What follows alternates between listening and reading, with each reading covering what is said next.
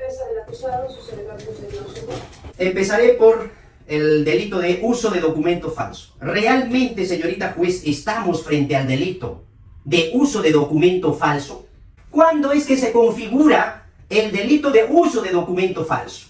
Usar documento falso es entregar a una persona natural el documento. Usar el documento falso es entregar a una entidad pública. Usar documento falso es entregar un documento a una entidad privada.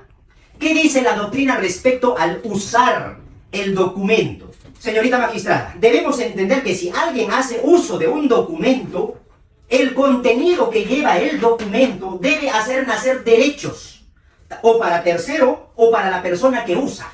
Debe introducir al tráfico jurídico y como consecuencia de ello debe hacerle nacer ciertos derechos del contenido de este documento. Eso se entiende en doctrina como usar documento falso. El uso debe referirse a la destinación jurídica del documento para conseguir el fin que de su tenor se desprenda, presentándolo como genuino. Nos está indicando que del tenor del contenido del documento usado deben hacerle derechos al que usa, o para él o para un tercero, pero debe contener ciertos beneficios para el que usa del contenido propio del documento. Así opina en este caso Barrera Domínguez en su libro Delitos contra la Fe Pública, editorial Temis, Bogotá, 1986, página 198. Entonces no es cualquier uso. No porque se le haya entregado a la agraviada un diploma, podemos estar frente al delito de uso de documento falso. No, señorita magistrada. En el mismo sentido, Luis Carlos Pérez, en su libro Derecho Penal, editorial Temis, Bogotá, 1985, en la página 87 nos indica: no es cualquier uso el que la ley coloca, sino el uso jurídico que nazca derechos para quien usa. Señorita magistrada, nos preguntamos, el haber entregado un diploma supuestamente falso, del tenor del documento falso, que es el diploma, ¿qué derecho nacía? ¿Qué beneficio nacía? Y si nacía un beneficio o provecho de este documento, ¿era para el acusado?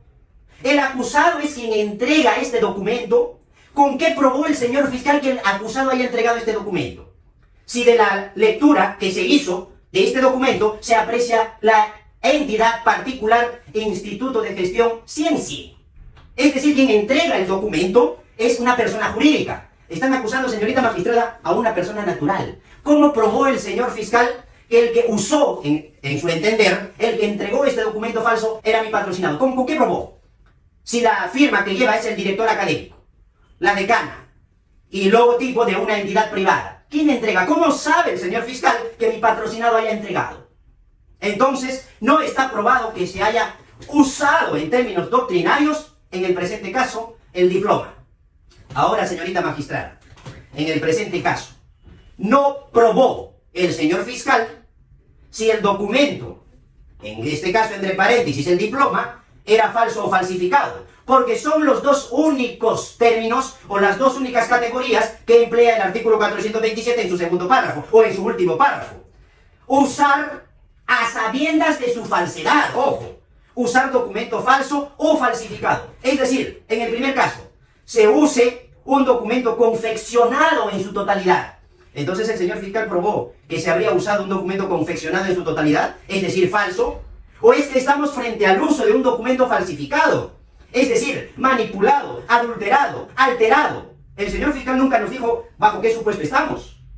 Y el artículo 427 en su último párrafo indica el que usa pues documento falso o falsificado. Entonces en el presente caso quedará la adivinanza de su honorable despacho frente a qué supuesto estamos. En todo caso, si se adulteró, si se manipuló, ¿quién lo habría realizado? ¿Mi patrocinado como persona natural o la empresa? No sabemos si este documento es falso o falsificado por los siguientes. El perito, en el presente caso, respecto a una firmante que era la decana de la Facultad de Educación de la Universidad Nacional Mayor de San Marcos, Luz Marina Acevedo Tobar, el perito nos dijo en el juicio oral si era auténtico o falsa la firma. El perito dijo: no ha sido factible establecer la autenticidad o falsedad de la firma por no contar con suficientes muestras de comparación. Entonces, por el hecho de que la señora decana, en su calidad de testigo, vino a juicio oral y niegue su firma, ¿podemos darle credibilidad de que en realidad no ha firmado? En el mismo sentido, como el perito indicó que no había muestra suficiente de comparación, el señor fiscal muy diligentemente logró reunir las muestras y envió a pericia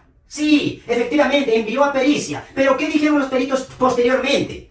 En el parte 310-2022, emitido por la Dirección de Criminalística del Departamento de Grafotecnia de la PNP, que se realizó en juicio, señorita magistrada, nos indicó, podría tratarse de otra manera de firmar de la señora Luz Marina Acevedo Tovar, de la decana de la Facultad de Educación, o incluso, indican los peritos, podría tratarse de una firma ficticia. Es decir, nos da dos posibilidades. O se trata de una forma, de una manera de firmar de la titular, es decir, de la decana, o podría tratarse de una firma ficticia. Podría. Entonces, en el presente caso, señorita magistrada, a ciencia cierta no sabemos si este documento que se habría usado, o las firmas al menos de este documento, serían auténticas o falsificadas. Ahora, el otro firmante de este documento es el señor Miguel Bautista Figueroa.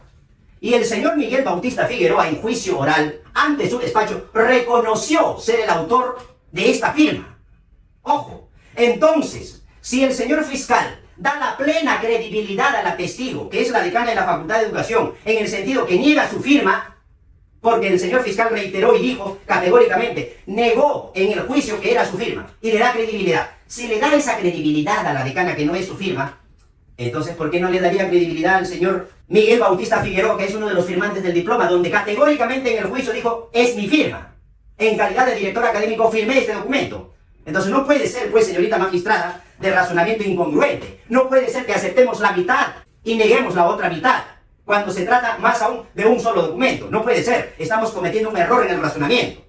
Ahora, señorita magistrada, este delito de uso de documento falso sabemos que debe ser eminentemente doloso.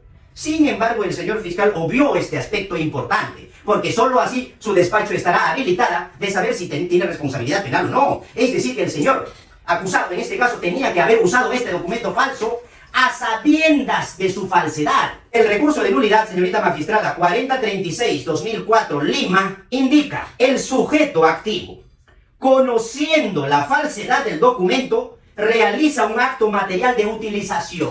Me quedo en la parte conociendo la falsedad. ¿Con qué probó el señor fiscal que mi patrocinado conocía la falsedad de estos documentos?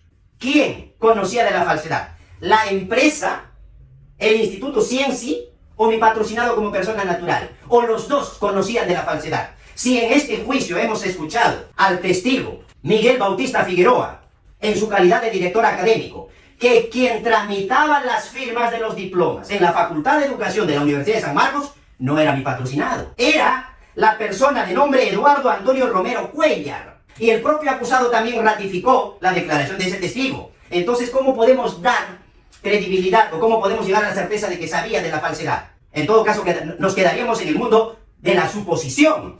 Ahora, señorita magistrada, en el supuesto negado, en el presente caso, si estamos, en todo caso, frente a alguna participación de mi patrocinado como persona natural, ojo, si estuviéramos en ese supuesto, entonces en el presente caso estaríamos frente a dos posibilidades, señorita magistrada.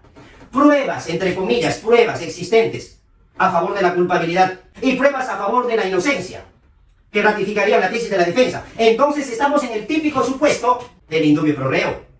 Entonces lo que queda en el presente caso, frente a esta postura, es aplicar el principio del indubio pro reo. La duda favorece al reo.